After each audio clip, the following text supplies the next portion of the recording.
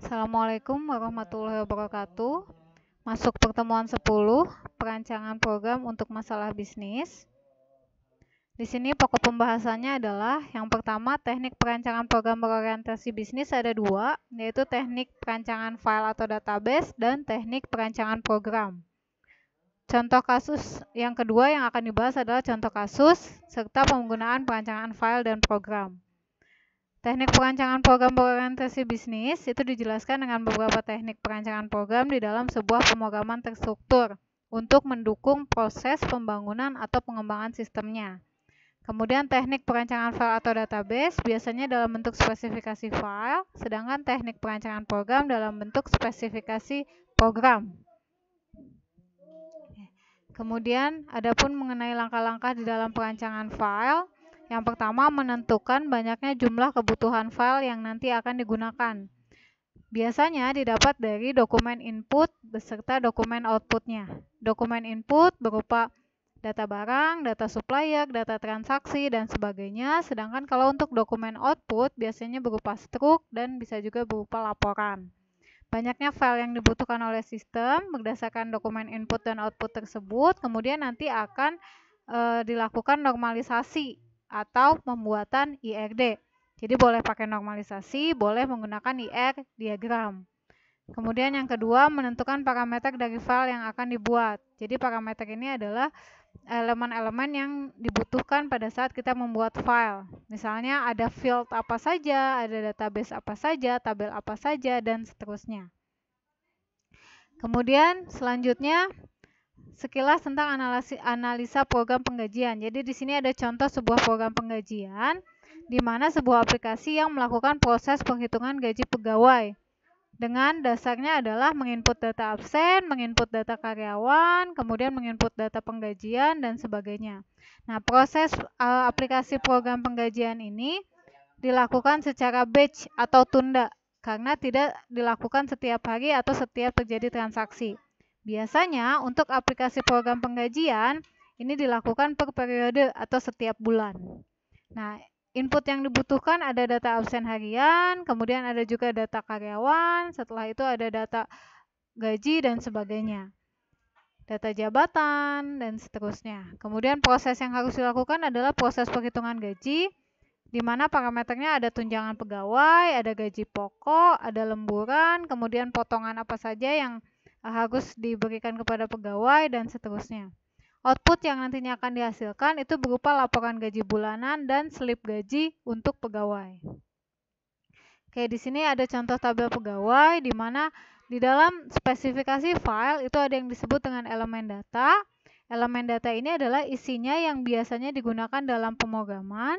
Kemudian ada akronim. Akronim itu biasanya adalah field yang ada di dalam tabelnya.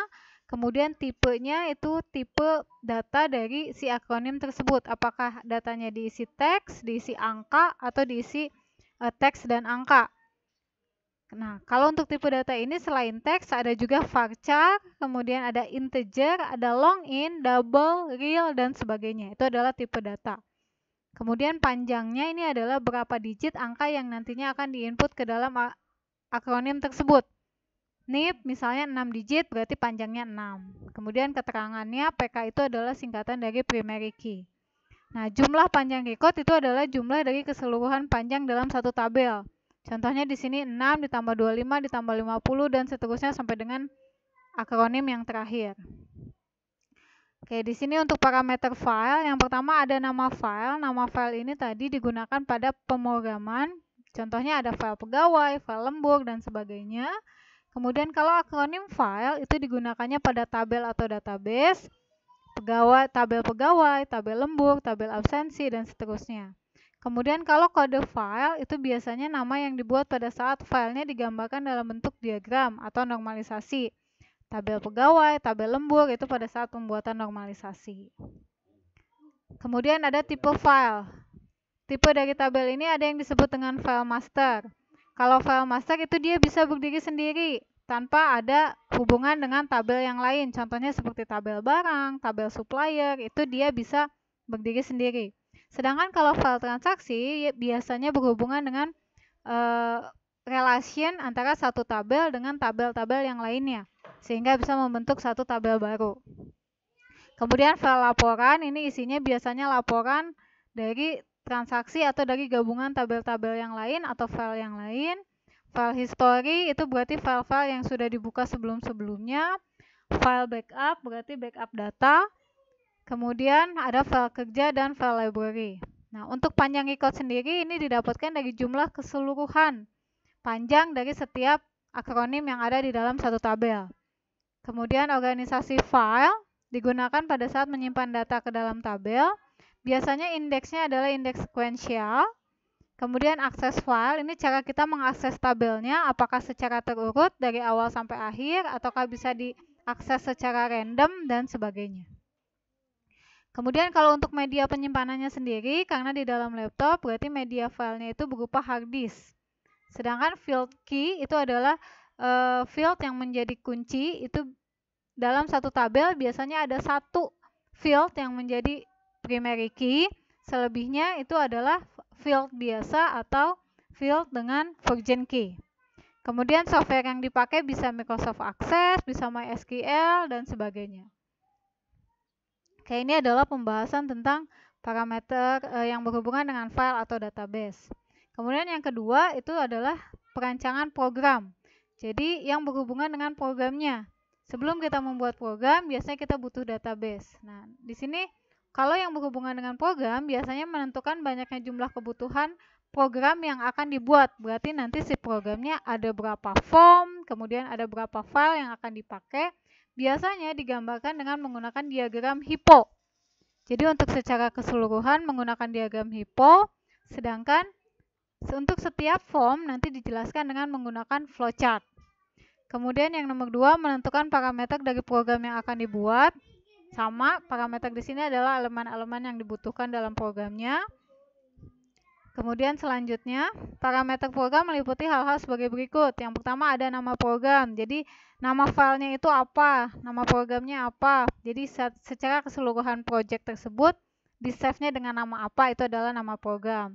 Sedangkan kalau akronim itu adalah nama file yang ada di bahasa pemrograman yang digunakannya. Kalau misalnya menggunakan bahasa PHP ya berarti hitgaji.php. Kalau pakai Visual Basic, hitgaji.vbp, dan seterusnya. Nah, kalau untuk kode program, ini dibuat pada saat file digambarkan dalam bentuk HIPPO. Kemudian fungsi dari programnya, menjelaskan fungsi atau kegunaan dari program yang dibuat. Untuk program gaji, maka fungsi programnya dituliskan program untuk menghitung gaji. Kalau misalnya perpustakaan, program untuk transaksi peminjaman dan pengembalian buku, misalnya, dan seterusnya.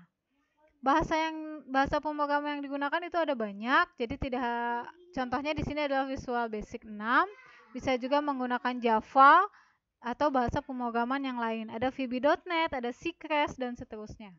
Atau bisa juga pakai bahasa HTML, bahasa PHP, dan seterusnya.